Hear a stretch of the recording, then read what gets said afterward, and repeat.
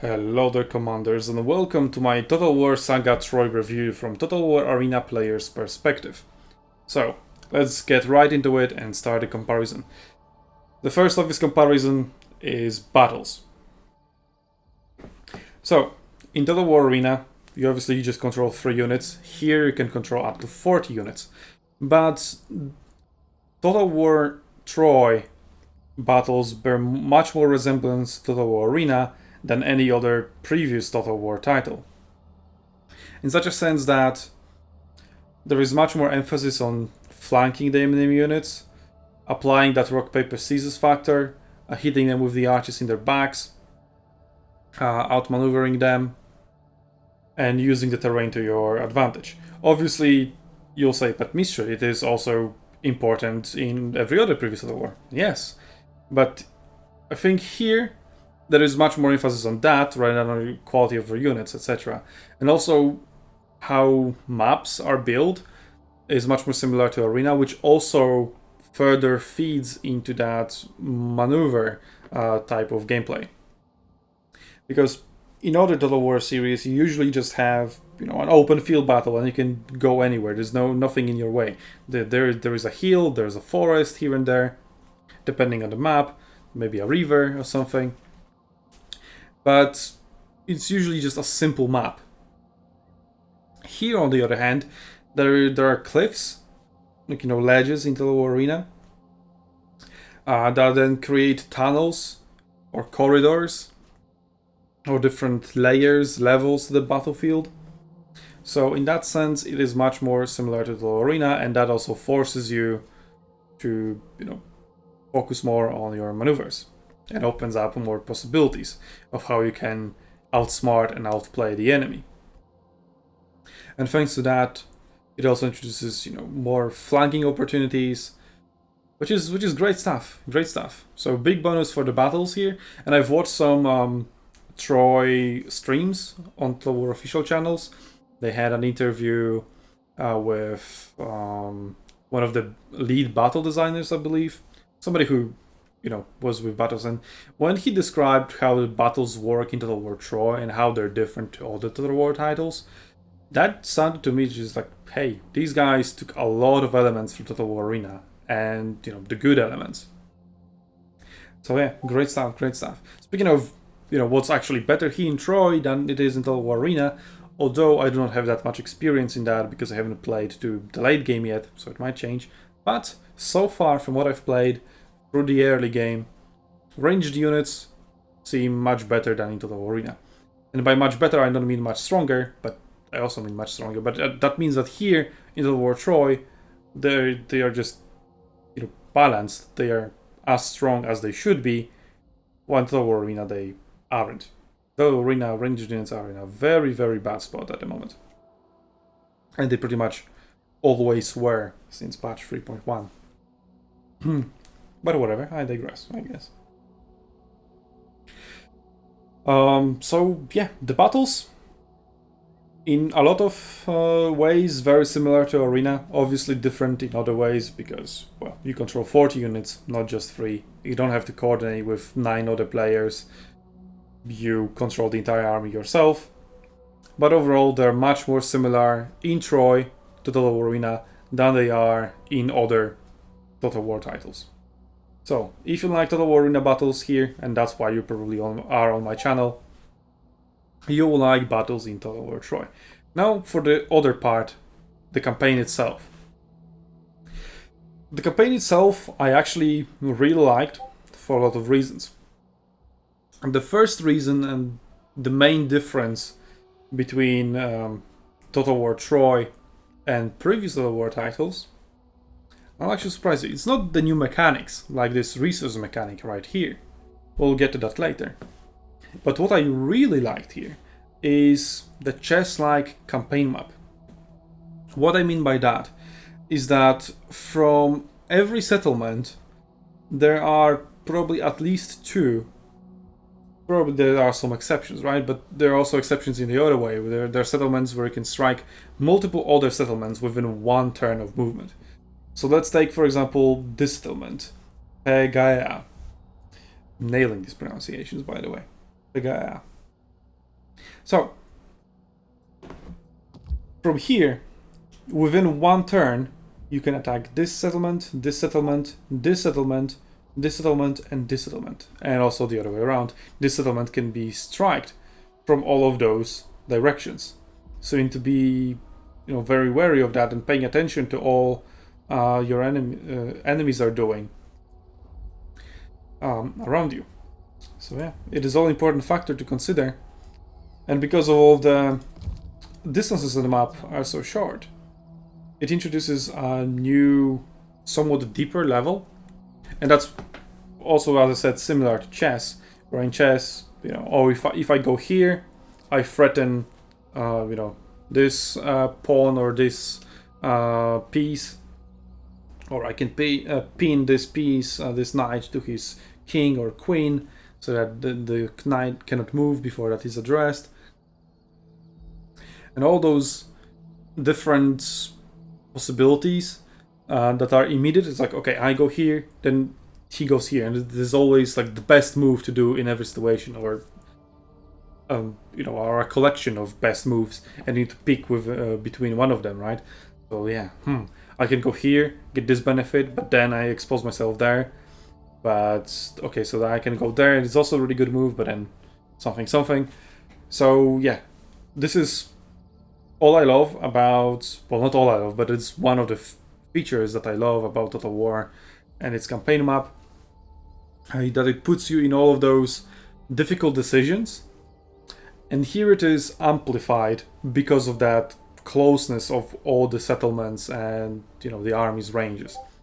So a very good comparison to that is Oda campaign from Shogun 2. I absolutely loved playing as Oda, because Oda early game was really difficult. You had enemies to the north, enemies to the south, and you have to pick one. Either you sit on your ass in your own province and defend, wait for them to attack you, and only once they attack you and you defeat them, then you go out, right? And then try to get something. Or do you attack north but expose yourself from the south? Do you attack south and expose yourself from the north? I absolutely love that dynamic. But in Shogun 2, outside of those first few starting turns, once you get out of there, you're pretty much fine. Because also of how, just Japan looks, right? And the geography. And, all those mountain ranges that are impossible, creating those corridors. So as long as you cover the entry to the corridor, you're fine. Here, it's not so much. The map here in Troy is much more open.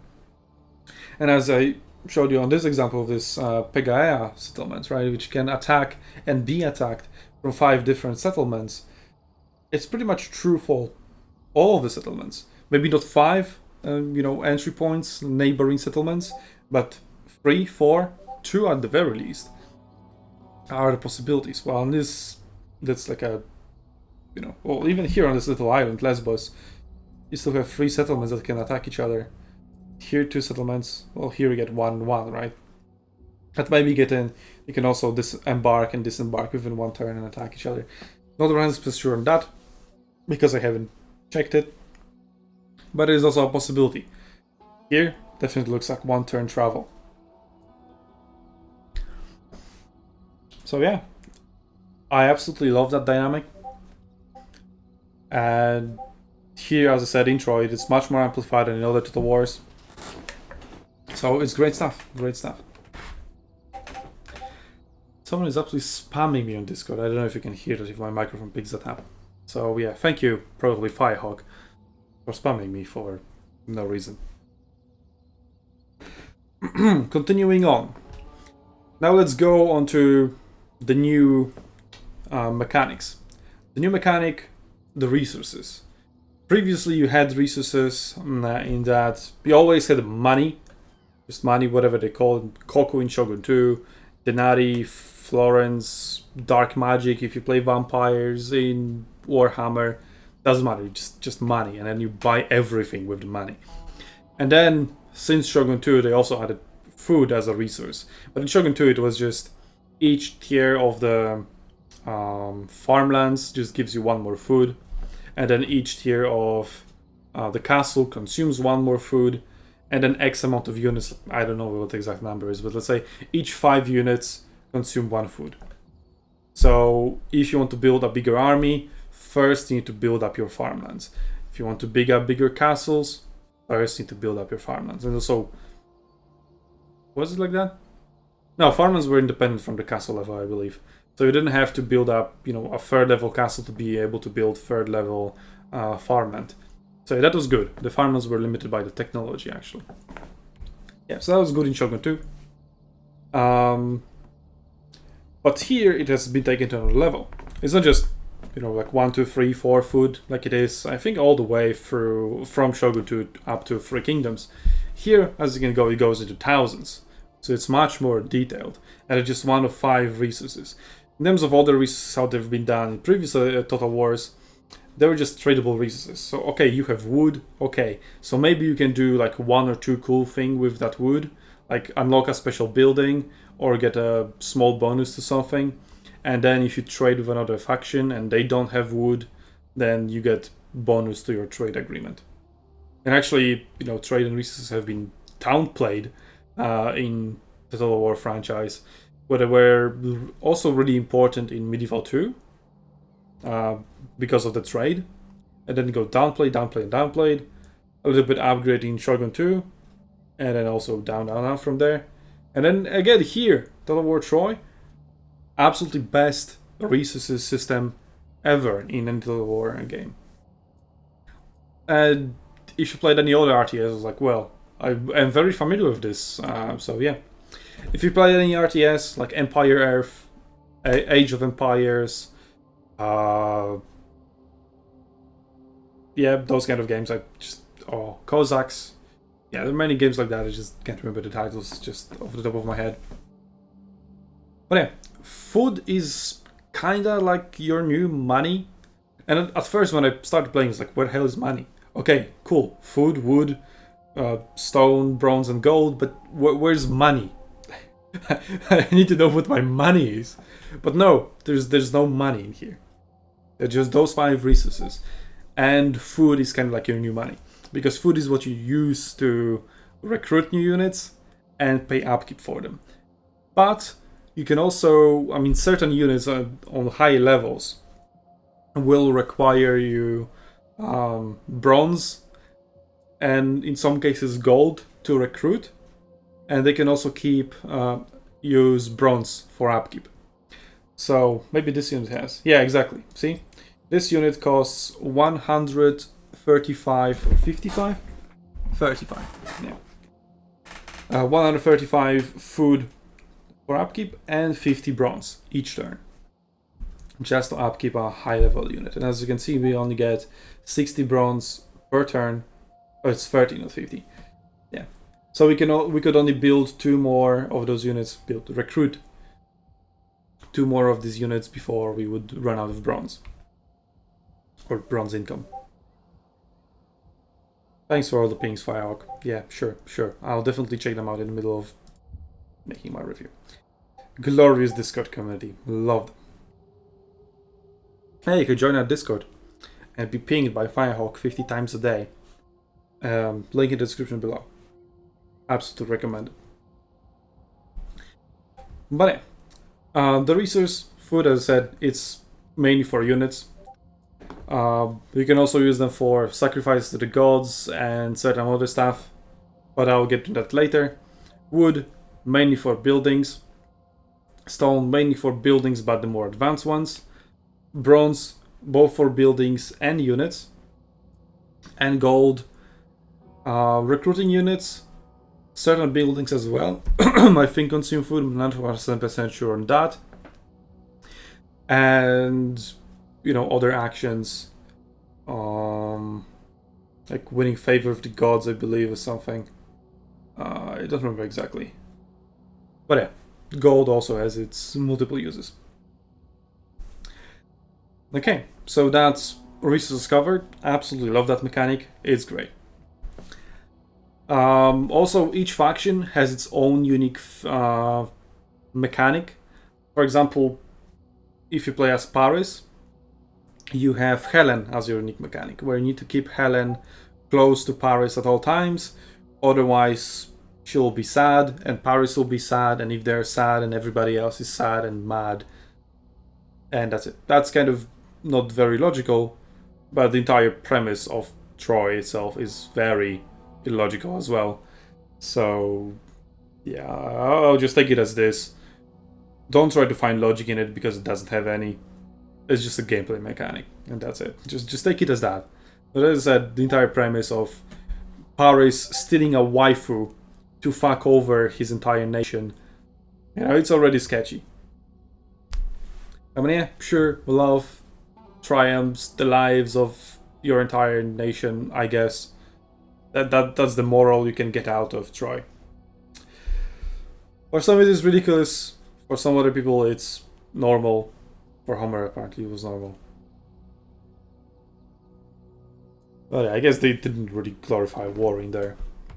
Just highlight the stupidity of Paris. I don't know. You can get away from it what the hell you want. I'm not here to criticize the Iliad itself. Yeah. So we have that mechanic. Then again, for example, Hector has his... What is it? Here it is. Asuan League, where essentially you need to get allies, and the more allies you get and the more you help them, the more bonuses you get. That's it, more or less, as you can see. I won't go deep into it, but it's just like in Warhammer 2 and Warhammer 1. Every faction has its own unique mechanic.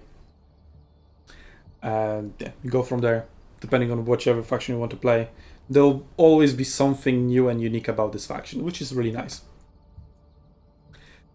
Then you have Divine Will, which is a shared mechanic between all the factions, where you can pray to the gods for some bonuses. You can sacrifice food in this case. Is it always food? I guess it is always food that you sacrifice. And then it gives you favor, like immediate boost to favor. And then you can see there are different tiers, like 15 above, 300 above, 600 above.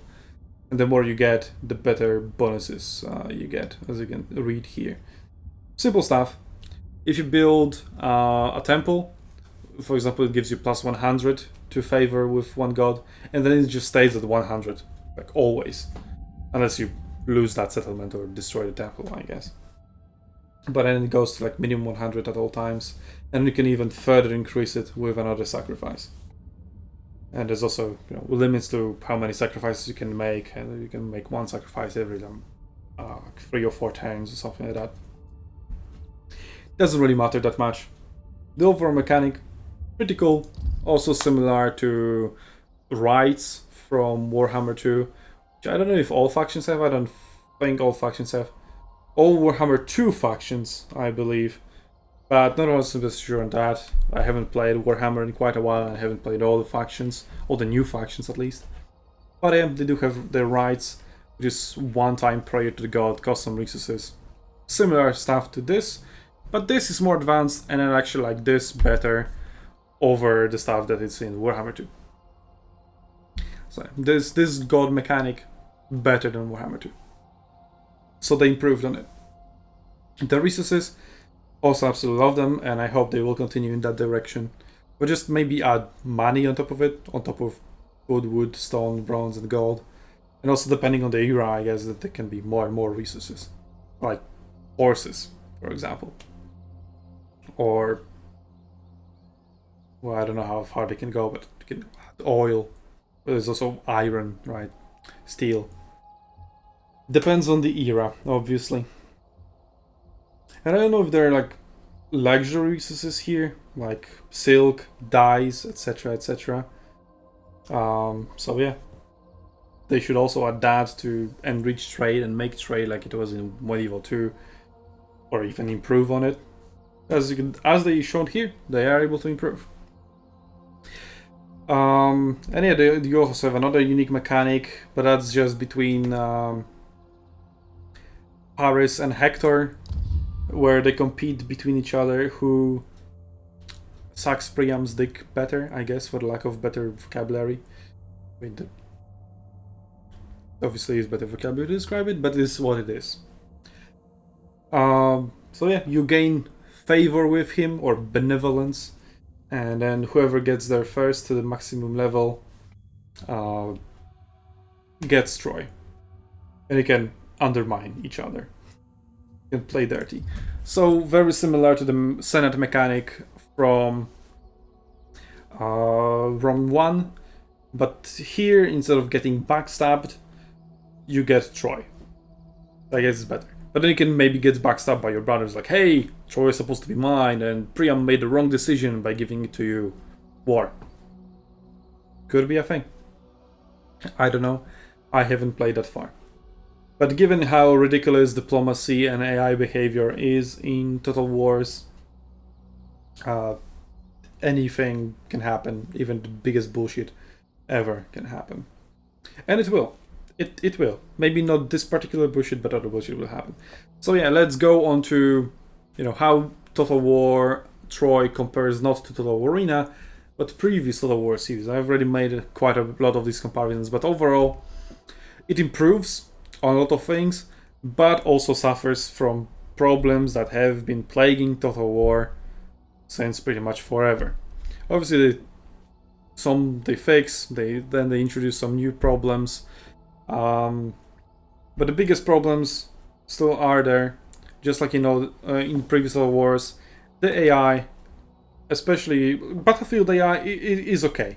It does some stupid stuff still. You can absolutely abuse AI, but overall it isn't that bad. Campaign AI, however, is good on turn-to-turn basis. So within like 1-2 turns, it can predict all your possible movements. It can wager their own possible movements and play the best move pretty much all the time, just like it does in chess. But unlike chess AI, which can predict like 100 moves in the future, if you set it to that level, Total War AI is incapable of doing that. And that's where, advantage of being a living human player comes in. Because you are able, as a player, to plan ahead 10, 20, 30 turns into the future. And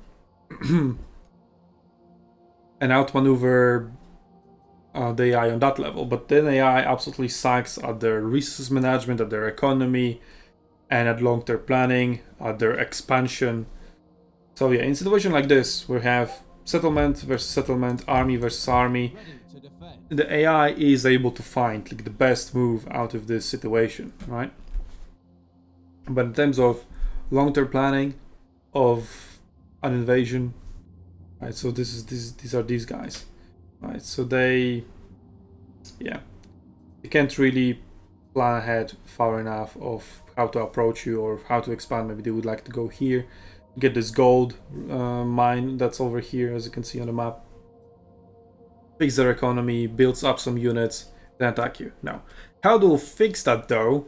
I mean, fix in huge quotation marks, air quotes, is that depending on the difficulty level you set for yourself, the AI will just get bullshit bonuses out of nowhere. They'll ignore the rules that players have to play by.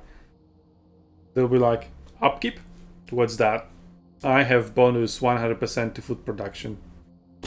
And if I ever run out of food, the AI will automatically give me plus 5,000 food just to make me alive, just to make my armies not disappear.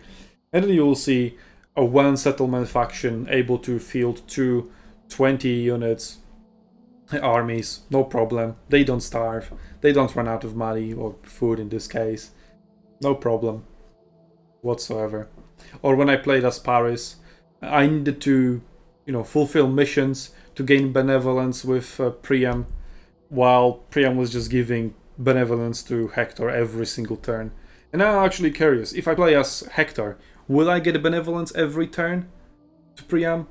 Or will he change his mind and just because I play as Hector, he now prefers Paris, just because fuck you player, that's why. Absolutely just dodging the logic and dodging that, the race actually is like, hey, Hector may have this mission. Let me, steal away. For example, Priam may give him, Hector, the mission to conquer this Gargara. What if I conquer Gargara before him and that way Hector will not be able to complete his mission, and therefore I set him back in the race of benevolence. That'll be so fucking cool. But no, they'll just get like, increment every single turn just because. Completely ignoring the rules of the game that the player has to play by. That kind of stuff, that is a problem for all Total Wars.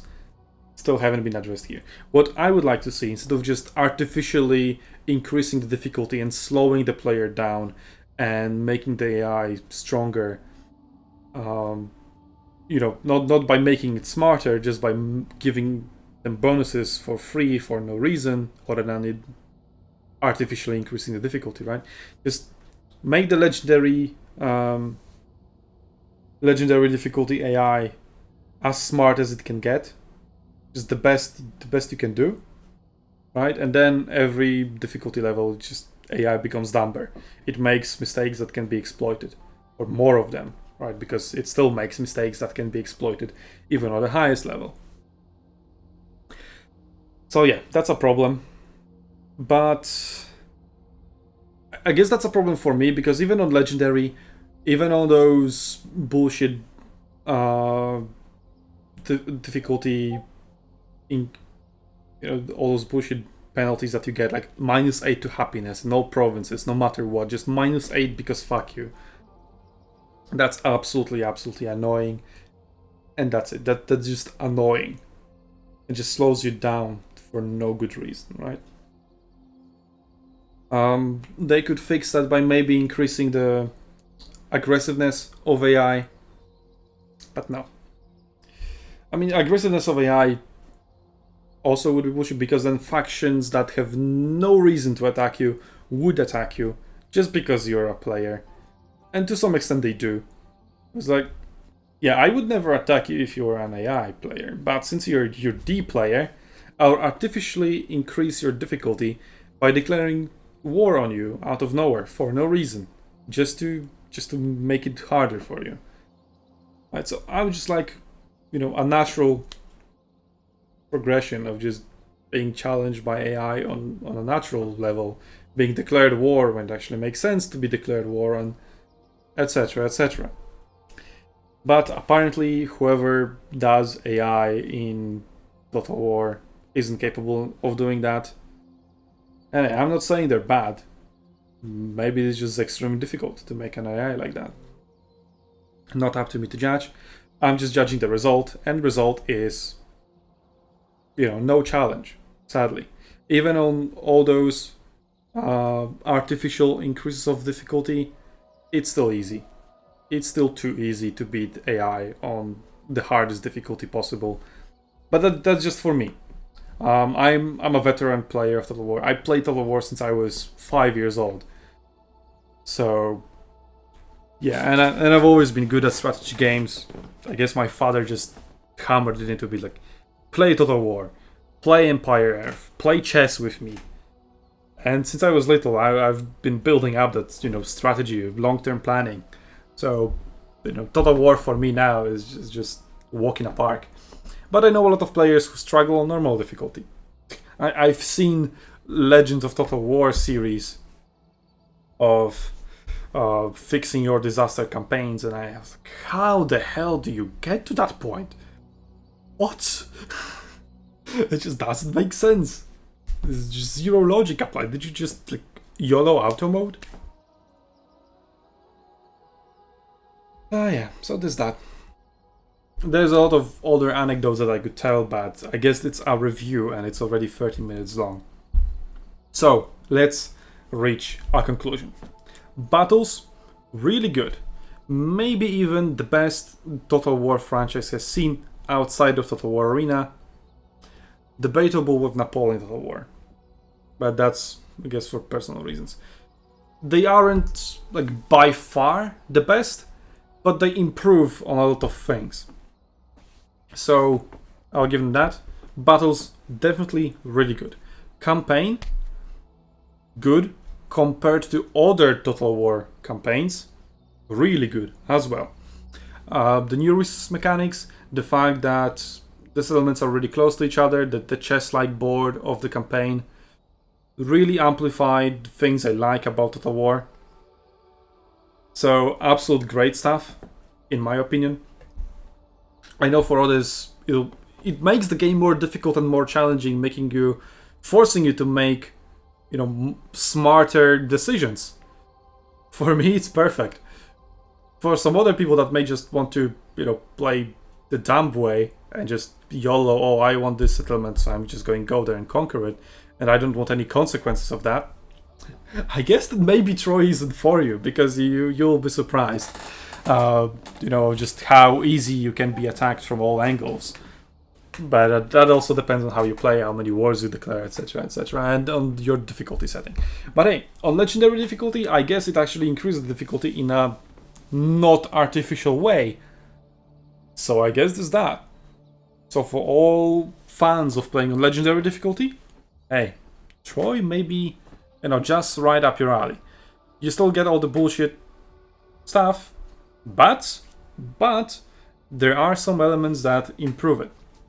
Like that, chess-like closeness of all the settlements. So that's a huge bonus. Like, you wouldn't expect that to be such beneficial, but it is.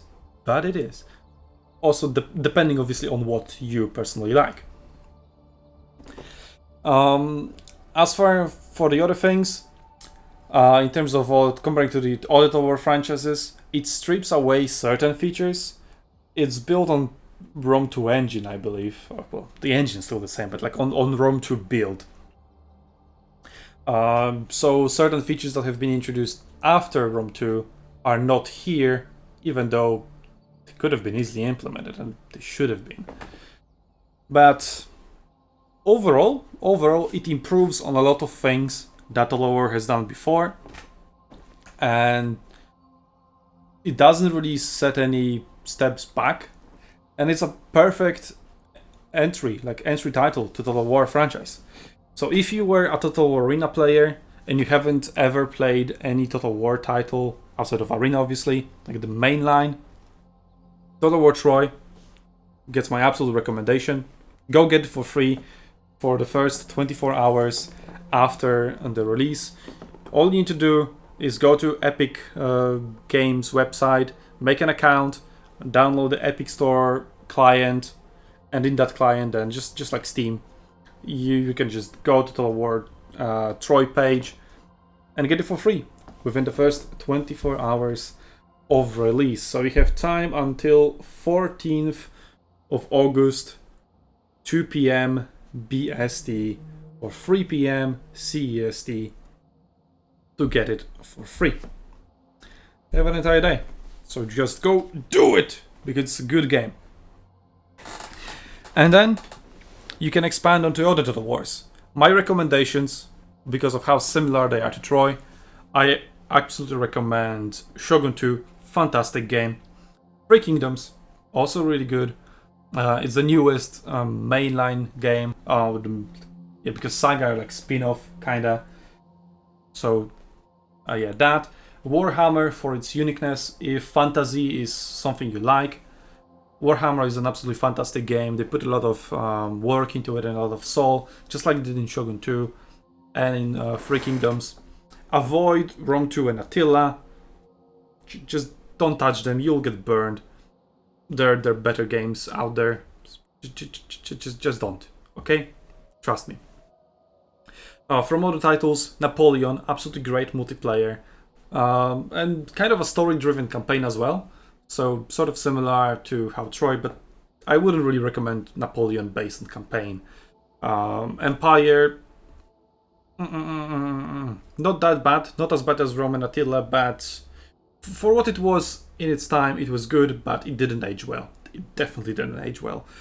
And then Medieval 2 and Rome 1, absolutely legendary games. Just get them.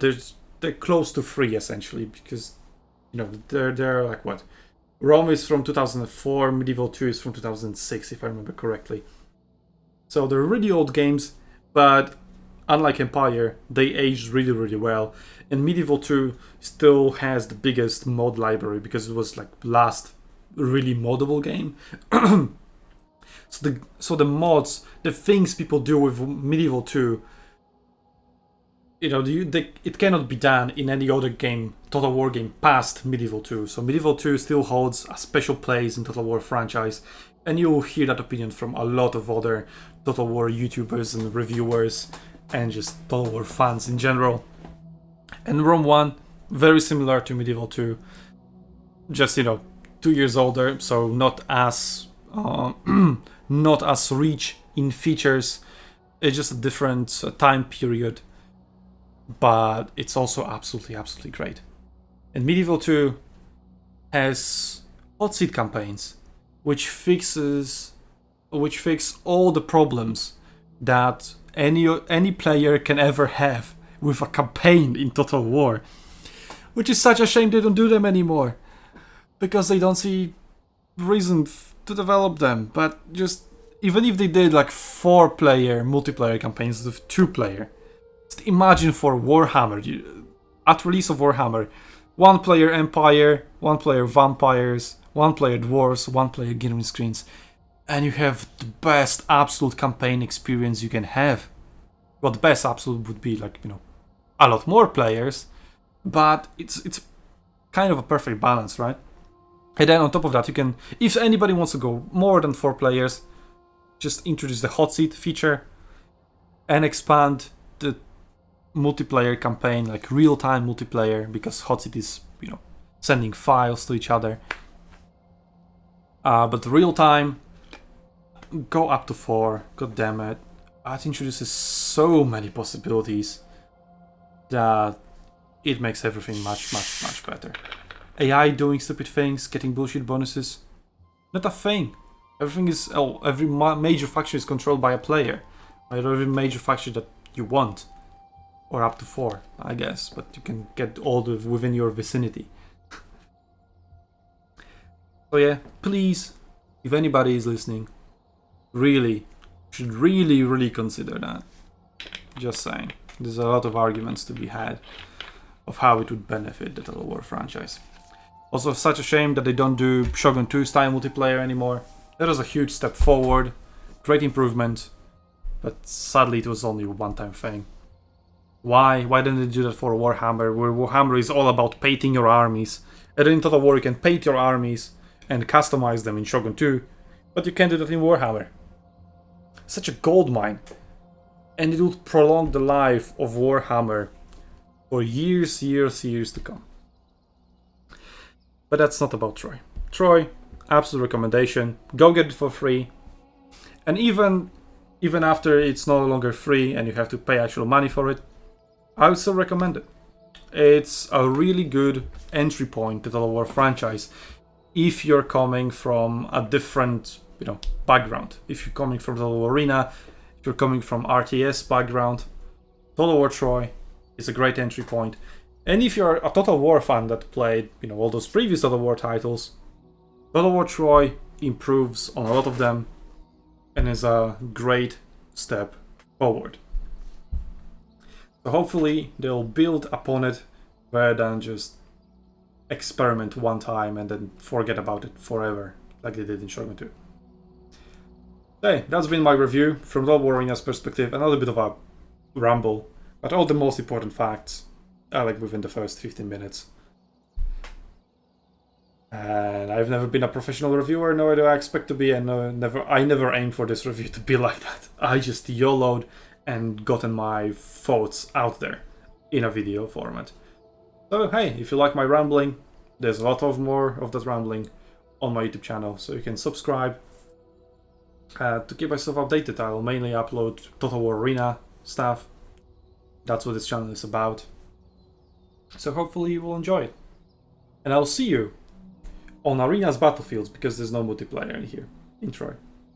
That's a minus, I guess. So if you're a multiplayer fan, I guess, well, it will be here at one point, but it's not there yet because Epic. So yeah, I'll see you on Total War Arena's battlefields starting 23rd of September. Commanders.